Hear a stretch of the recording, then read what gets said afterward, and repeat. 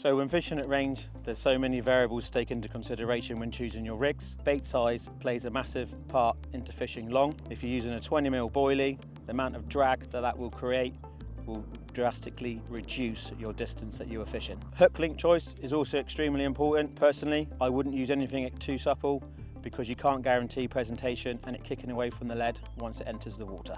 So over the years, I have honed and perfected the rigs that I use, and I only use 2 rigs, one being the Ronnie rig and the second, the German rig. As we're using the Ronnie rig today, I'm going to take you through the components I use to construct the rig. First of all, we're going to start with the hook end.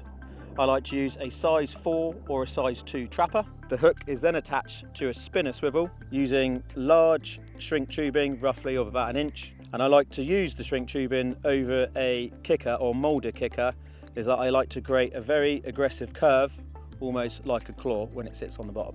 On the hook, I use one of our hook bait swivels and one of our hook beads.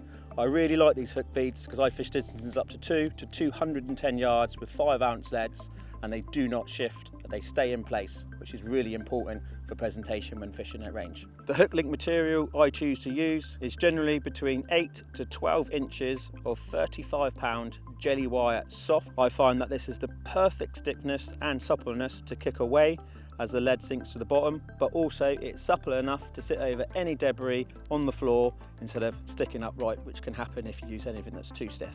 I then finish it off with a figure-of-8 loop knot, and I like to have my loops rather large, so as I pull the tungsten anti-tangle sleeve over the swivel, it just gives it that extra bit of stiffness as the bait settles to the bottom. I also finish it off with 2 blobs of putty, one just over halfway down to pin it down, and then a large blob of putty to weight the pop-up down. Over the years, I have fished this rig up to 50 wraps, and I can almost guarantee if you hit the clip right, it will not tangle on the cast.